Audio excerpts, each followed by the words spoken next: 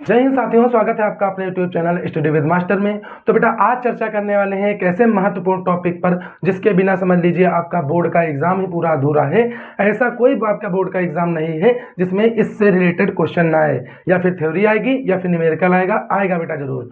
तो बेटा आज हम केवल पढ़ेंगे किरचॉफ का नियम, और इसमें भी केवल हम थ्योरी नहीं समझेंगे, आखिर ऐसा होता क्यों है, न्यूमेरिकल कैसे लगते हैं, सब देख लेंगे बेटा। तो बेटा किरचॉफ का नियम होता क्या है? तो एक किरचॉफ थे, एक साइंटिस्ट थे जिन्होंने जो परिपथ में धारा बहती है उसके संगत दो नियम बताए थे, जिन्हें किरचॉफ का प्रथम नियम तथा द्वितीय नियम के नाम से जाना जाता है। तो बेटा हमने देखो पहले से ही भाषा लिख दी है जिसमें आपका टाइम वेस्ट ना हो। तो प्रथम नियम क्या है? किसी परिपथ के किसी संधि पर मिलने वाली सभी धाराओं का बीजगणितीय योग शून्य होता है।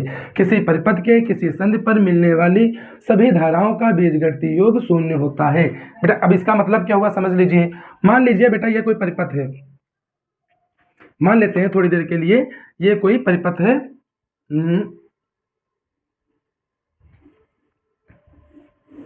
ठीक है, थोड़ी देर के लिए मान लेते हैं ये कोई परिपथ है। ठीक है, अब यहां से धारा चलना स्टार्ट होती है। ठीक है, यहां से धारा मान लेते हैं 8 एम्पियर चलती है। कितनी चलती है? तो बेटा एक सिंपल सी बात है, इसके बाद धारा यहां चली जाएगी, कुछ यहां धारा चली जाएगी, तो यहां से 8 एम्पियर धारा चलेगी। तो बेटा यहां पर जो धारा जाएगी, यहां पर जो धारा जाएगी होगी तो टोटल तो 8 ही होगी। मान लीजिए 3 एम्पियर ऊपर धारा चली गई, 5 एम्पियर नीचे चली गई धारा, तब भी टोटल क्या हुआ? 8 होगा। तो हम इस संधि की बात कर लें, अगर इस परिपथ के संधि की बात कर लें तो आने वाली धारा कितनी है? 8। जाने वाली धारा कितनी है? 8 है। तो इनका बीजगणितीय योग, यानी कि आने वाली धारा को प्लस से लिखते हैं, जाने वाली धारा को माइनस से लिखते हैं। तो आने वाली धारा प्लस जाने वाली धारा, तो ये माइनस का हो जाएगा, तो 8 - 8 क्या हो जाएगा? 0 हो जाएगा। तो किसी भी परिपथ के किसी भी संधि पर मिलने वाली सभी धाराओं का बीजगणितीय योग 0 होता है बेटा। ठीक है, तो इस पर क्वेश्चन बेटा कैसे आते हैं सबसे पहले देख लीजिए।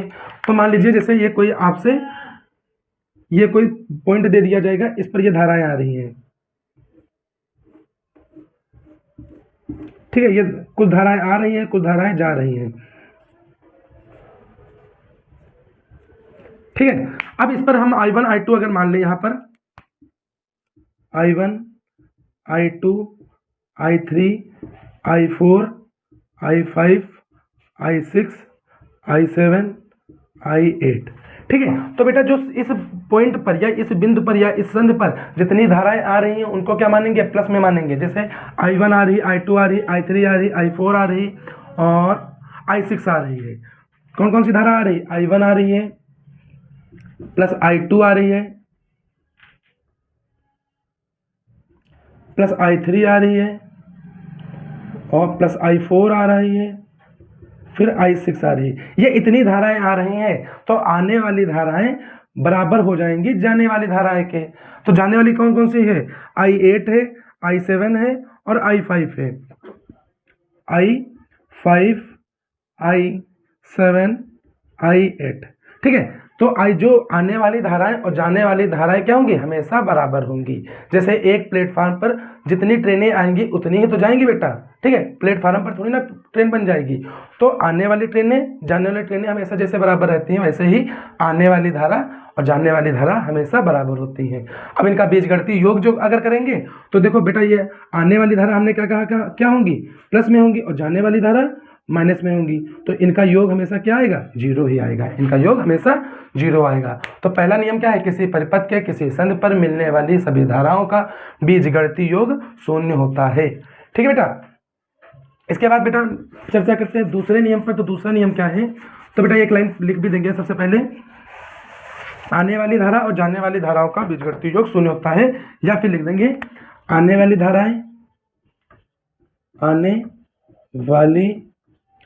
धाराओं का बीजगणितीय योग हम लिखे देने सीधे। आने वाली धाराओं का योग बराबर होगा जाने वाली धाराओं का योग।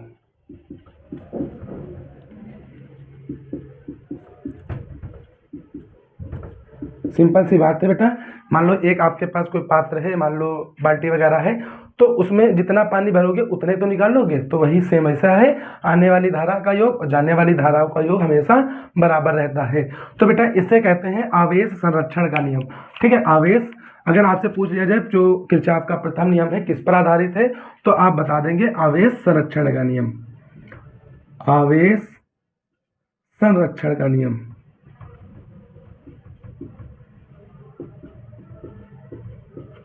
आवेश संरक्षण का नियम। अब बेटा बात करते हैं द्वितीय नियम पर। तो द्वितीय नियम थोड़ा सा देख लीजिए। किसी विद्युत परिपथ के प्रत्येक बंद पास में विभिन्न क्या कहते हैं, किसी विद्युत परिपथ के प्रत्येक बंद पास के विभिन्न भागों में बहने वाली धारा उसके संगत प्रतिरोधों का गुणनफल के बीजगणितीय योग तथा उसमें लगने वाले विद्युत वाहक बल के बीजगणितीय योग के बराबर होता है। तो सबसे पहले डिफिनेशन पहले समझ लेते हैं, फिर इसको याद करेंगे। तो बेटा होता क्या है, जैसे मान लीजिए हम इधर चित्र बना दें थोड़ा हटके। हाँ, जैसे मान लीजिए हम कोई परिपथ बना दे रहे हैं ऐसे, टेम्परेरी बना रहे हैं, इसमें यहाँ पर बैटरी वगैरह जोड़ दे रहे हैं, ये प्लस होगा ये माइनस होगा। ठीक है बेटा, अब होगा क्या, देखिए यहाँ से मान लो धारा चलना स्टार्ट करेगी, कुछ धारा इधर जाएगी, कुछ धारा इधर जाएगी, ऐसे धारा प्रवाहित हो रही है। ठीक है, यहाँ पर प्रतिरोध वगैरह भी होंगे।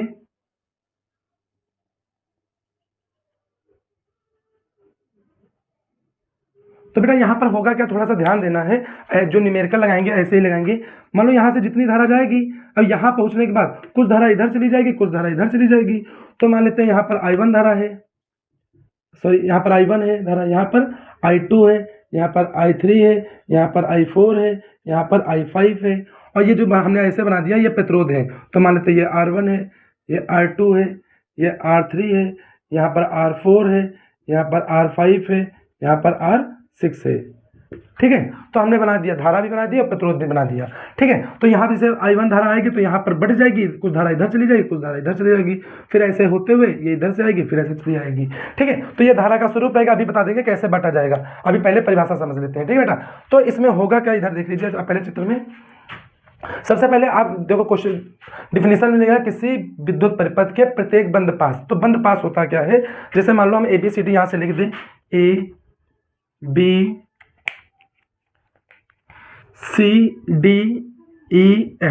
ऐसे लिख दें। तो बेटा A से चलकर मान लो A से हम चले ABDCA, यहाँ से यहाँ तक, फिर यहाँ से यहाँ तक, फिर यहाँ से यहाँ तक, फिर यहाँ से यहाँ तक। A से चलना स्टार्ट करें, A पर ही फिर से पहुँच जाए।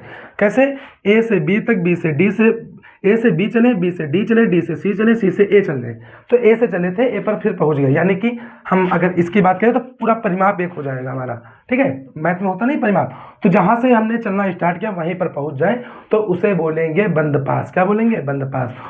ठीक है, ऐसे ही मान लो यहाँ पर कर ले, यहाँ तो हालांकि बैटरी जुड़ी है, अगर ना जुड़ी होती तो देखिए C से D तक, D से F तक, F से E तक, E से C तक, इसे भी क्या बोल देंगे, बंद पास बोल देंगे।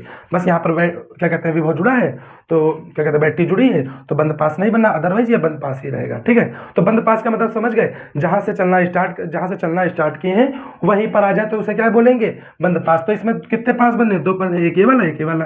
ठीक है, अब परिभाषा क्या होती है, किसी विद्युत, ये पूरा परिपथ है तो किसी विद्युत परिपथ के प्रत्येक बंद पास, एक जैसे ये बंद पास है, एक ये बंद पास है, तो किसी विद्युत परिपथ के प्रत्येक बिंदु पास में बहने वाली धाराओं का बीजगणितीय योग, बेटा यहाँ पर अलग धारा है, यहाँ पर दूसरी धारा है, यहाँ पर दूसरी धारा, यहाँ पर अलग धारा है। तो बताएंगे क्या, किसी विद्युत परिपथ के प्रत्येक बिंदु पास में बहने वाली धारा का बहने वाली धारा तथा उसके संगत लगने वाले प्रतिरोध का बीजगणितीय योग उसमें लगने वाले, किसमें, उस बंद पास में लगने वाले विद्युत वाहक बल के योग, बीजगणितीय योग के बराबर होगा। ठीक है, नहीं समझ में आया कोई बात नहीं। ठीक है, इसको पहले ऐसे लिख लेते हैं फिर समझते हैं बेटा, या फिर इसको यही लिखे दे रहे हैं दूसरे नियम का। ठीक है, I R बराबर होगा विद्युत वाहक बल E के। अब देखो अगर इसमें से नहीं समझ में आया तो इसमें समझ लेते हैं। जो ये सिग्मा का निशान, योग का निशान बना है तो इसे बोल देंगे, समझ यहाँ के लिए है, इसको बोल देंगे बीजगणितीय योग। क्या बोलेंगे, बीजगणितीय योग। ठीक है, इस क्या कहते हैं, इस परिभाषा को केवल समझने के लिए हम बता रहे हैं, इसको क्या बोलेंगे, बीजगणितीय योग। I को पता है धारा, R को प्रतिरोध, E को विद्युत वाहक बल। तो क्या सबसे पहले बोलेंगे किसी परिपथ के प्रत्येक बिंदु पास में। ठीक है, क्या बोलेंगे, किसी परिपथ के प्रत्येक बिंदु पास में, किसी परिपथ के प्रत्येक बिंदु पास में बहने वाली धारा आई क्या है, धारा है, बहने वाली धारा तथा उसके संगत लगने वाले प्रतिरोध, बहने वाली धारा तथा उसके संगत लगने वाले प्रतिरोध का बीजगणितीय योग, हमने कहा इसको क्या बोलेंगे, बीजगणितीय योग का बीजगणितीय योग उसमें लगने वाले विद्युत वाहक बल के बीजगणितीय योग के बराबर होता है।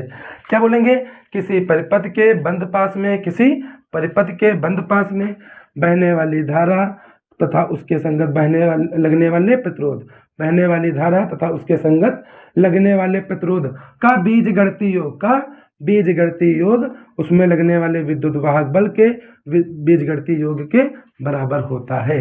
ठीक है, इसे बेटा ऊर्जा संरक्षण का नियम कहते हैं। किसे क्या कहते हैं, ऊर्जा संरक्षण का नियम कहते हैं। तो बेटा इस पे समझेंगे न्यूमेरिकल आखिर कैसे आते हैं, लगाते कैसे हैं। ठीक है, न्यूमेरिकल पूरा नहीं लगाएंगे लेकिन स्टेप समझ लेंगे इसमें होता क्या है। ठीक है, आपसे इससे मान लो पूछ लिया जाए क्वेश्चन पहले नियम से, तो पहले नियम से अगर लगाना है तो मान लीजिए ये कोई ऐसे दे दिया जाएगा,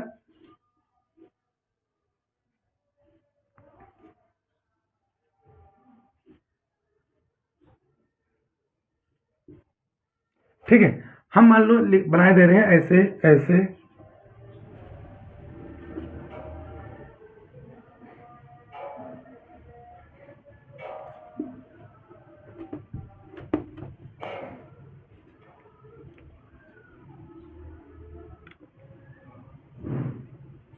ठीक है, ऐसे हमने बना दिया।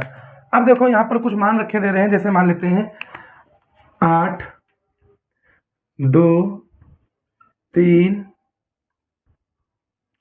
2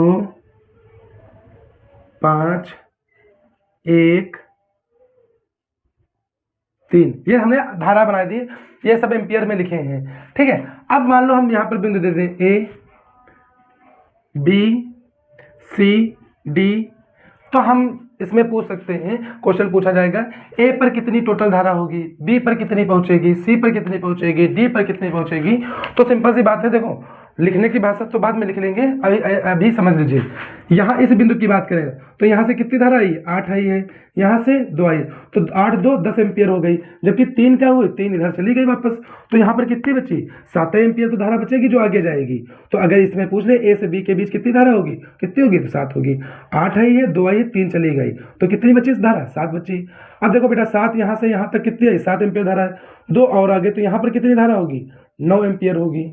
9 एम्पियर आगे की ओर चलेगी तो 5 एम्पियर धारा यहाँ पर और आ गई, तो यहाँ पर कितना हो जाएगी, 9 5 14 एम्पियर हो जाएगी। 14 एम्पियर धारा में से 1 एम्पियर इधर चली गई है, 1 एम्पियर बाहर की तरफ चली गई, एक, तो इसके आगे यहाँ पर कितनी धारा बचेगी, 13 एम्पियर। 13 एम्पियर में से 3 एम्पियर धारा इधर चली गई, तो इधर कितनी बचेगी, 10 एम्पियर धारा।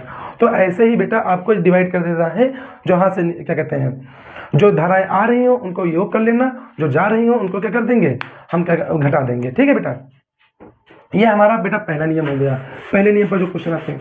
अब दूसरे पर थोड़ा सा बेटा आपको दिमाग लगाना पड़ेगा।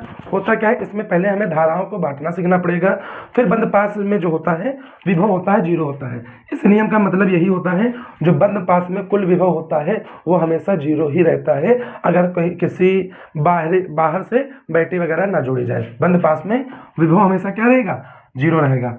ठीक है, अब अगर मान लेते हैं थोड़ी देर के लिए ये चित्र बनाए दे रहे हैं, समझना बेटा, यहाँ में समझ लेना, तुरंत समझ में आ जाएगा। बहुत लॉन्ग क्वेश्चन, बहुत कंफ्यूज करने वाला क्वेश्चन नहीं है, थोड़ा सा आपको समझना पड़ेगा बस।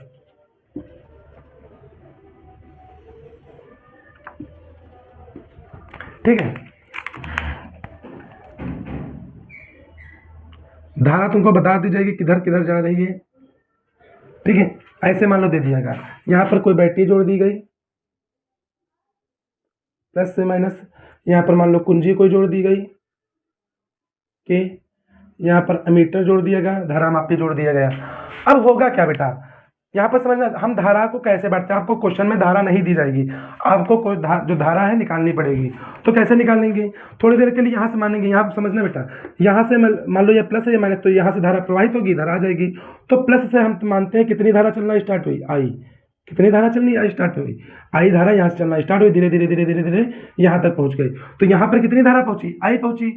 आई में से बेटा कुछ धारा ऊपर जाएगी, कुछ नीचे जाएगी। अब हमें पता तो है नहीं कितनी जाएगी, तो हम कुछ मान लेंगे, मान लेते हैं I1 धारा ऊपर चली गई, कितनी चली गई I1। तो बेटा मान लीजिए 8 एम्पियर धारा आई है, 3 इधर चली गई तो यहाँ कितनी बचेगी 8 आई, 3 चली गई इधर तो यहाँ कितनी बचेगी 5। क्या किया 8 में से 3 माइनस कर दिया। ऐसे ही टोटल धारा कितनी है आई में से I1 धारा इधर चली गई तो यहाँ कितनी बचेगी I माइनस I1 धारा बचेगी। अब देखो बेटा क्या हुआ, यहाँ धीरे धीरे धीरे धीरे ये I1 धारा यहाँ से चल दी है, कहाँ पहुंच गई यहाँ पर I1 धारा पहुंची, यहाँ पर कितनी पहुंची I1। अब कुछ धारा नीचे की तरफ देखो निशान बना तो नीचे जाएगी, कुछ इधर जाएगी। अब इसमें भी नहीं पता है तो हम कुछ मान लेंगे, मान लेते हैं I2 धारा इधर जा रही है, कितनी जा रही है I2 जा रही है। तो टोटल धारा यहाँ पर कितनी पहुंची है, यहाँ से टोटल धारा कितनी पहुंची I1 पहुंची है, यहाँ पर धारा I1 पहुंची है, इधर कितनी चली गई I2। तो बेटा नीचे कितनी बचेगी, तो टोटल में से ये घटा देंगे I1 माइनस I2 धारा नीचे की ओर चली जाएगी। अब देखो इधर से धारा कितनी आ रही है I माइनस I1, इधर से I1 माइनस I2, तो दोनों आके यहाँ जुड़ जाएंगी तो जोड़ लेते हैं I minus I1 plus I1 minus I2, तो ये कट जाएगा I माइनस I2। तो यहाँ पर टोटल धारा कितनी हो जाएगी I माइनस I2 हो जाएगी, यही आगे की तरफ चलेगी। अब देखो इधर से कितनी जा रही है I माइनस I2, इधर से I2 आ रही है तो टोटल जुड़ के इधर कितनी आ जाएगी I धारा आ जाएगी। तो बेटा ऐसे ही हम लोग धारा का विभाजन करेंगे। अगर I से ना समझ में आया हो तो थोड़ी देर के लिए हम ऐसे समझा दे रहे हैं।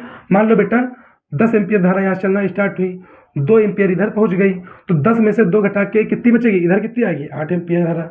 2 में से बेटा अब इधर कुछ धारा चली गई, मान लेते हैं 1 एम्पियर चली गई तो 2 धारा कितने एम्पियर आई है 2 एम्पियर आई है। 1 एम्पियर अगर इधर चली गई तो कितनी आएगी यहाँ पर 1 एम्पियर तो बचेगी। अब देखो 1 एम्पियर इधर से धारा आई, 8 यहाँ से आई तो यहाँ पर कितनी हो गई 9।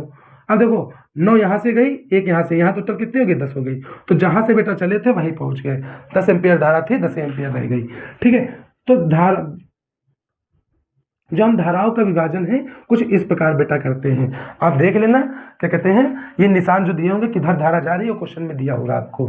ठीक है, तो ये तो हो गया बेटा हम धाराओं का जो विभाजन करते हैं। अब बेटा इसी के संगत तुम्हें दिया होगा क्या, अब प्रतिरोध दिया होगा। मान लेते हैं यहाँ पर दिया है R1, यहाँ पर R2, यहाँ पर R3, ये प्रतिरोध दिए हैं R4, R5, क्या दिया है प्रतिरोध दिया है। तो बेटा दूसरे नियम के आधार पर ये आपको क्लियर हो गया है, जो बंद पास में विद्युत विभव होगा, बंद पास में विद्युत विभव होगा वो हमेशा कितना रहेगा, शून्य रहेगा, अगर कहीं बाहर से बैटरी नहीं जोड़ी गई है। तो बेटा अब देखो हमें यहाँ पर विभव निकालने, विभव हमें पता शून्य रहेगा तो V बराबर होता क्या है, V बराबर IR ही तो होता है। V बराबर क्या होता है IR। तो यहाँ से हम इसका भी यहाँ पर जैसे I1 आई है तो यहाँ पर V1 निकालें, यहाँ पर V2 निकालें, यहाँ पर V3, ऐसे निकालते चले जाएं और सबको जोड़ देंगे तो क्या जाएगा, सबको अगर जोड़ देंगे तो विभव कितना आएगा 0 ही आएगा। तो देखो अब हमने कहा था जैसे ABCD मान लेते हैं, ABCD मान लिया। अब देखना बेटा यहाँ पर थोड़ा ध्यान देना, बंद पास, अभी हम जब थ्योरी बता रहे थे हमने बताया था बंद पास का मतलब होगा जहां से चलना स्टार्ट किया है और जहां पर खत्म कर रहे हैं वो दोनों ही जगह एक ही होनी चाहिए। बंद पास ABDA में, ABDA में, बंद पास ABDA में। तो देखो बेटा अब यहाँ पर थोड़ा सा लिया जाता है, जो V है ये कभी प्लस लिया जाता है कभी माइनस लिया जाता है। तो याद रखना है, अगर आप यहाँ पर जो बोल रहे हैं जैसे चल रहे हैं, ये हम कैसे चले, A से B, B से D, D से A, तो अगर जिधर हम चल रहे हैं वो ये धारा की दिशा में होगा तो प्लस ले लेंगे, अदरवाइज माइनस ले लेंगे। तो देखो पहले V1 ऐसे लिख लो, A से B की तरफ चल रहे हैं, धारा भी इधर जा रही है तो A से B की तरफ चले, A B C D से, तो A से B चले तो धारा भी जा रहे हैं, तो यहाँ पर लिख लेते हैं थोड़ी देर के लिए V1। हालांकि ये पेपर में नहीं लिखा, आपको समझाने के लिए बता रहे हैं। ठीक है, अब देखो क्या हुआ, R1 है तो हम इसको V1 मान लिए। अब क्या हुआ, A से B चले, फिर B से D, तो B से D चलेंगे तो धारा भी इधर चल रही, तो इधर क्या लिख देंगे V2 लिख देंगे। अब देखो A से B हो गया, B से D हो गया, A से B हो गया, B से D हो गया। अब D से A चलो, D से A, तो D से A जब जाएंगे तो धारा तो विपरीत में आ रही है, हम जा किधर रहे इधर की ओर, और धारा इधर से आ रही, तो ये V3 जो होगा इसे क्या माइनस का ले लेंगे। जो धारा की दिशा में धारा की दिशा में होगा उसको प्लस, जो धारा के विपरीत दिशा में उसको माइनस, और इसका टोटल मान कितना आएगा 0। V1 कितना आ जाएगा I1 R1 प्लस इसका क्या आएगा I1 माइनस I2 R3 लिख देते हैं मान लो, इसको हमने इसे V2 माने, क्योंकि यहाँ पर 2 माना, यहाँ पर 3, तो इसको ठीक है बेटा, इसे 3 माने ले रहे हैं। यहाँ क्या हो जाएगा, R3 हो जाएगा, माइनस V2 देखो इसको माने हैं हमने, तो क्या हो जाएगा I माइनस I1 और R2 बराबर 0 होगा।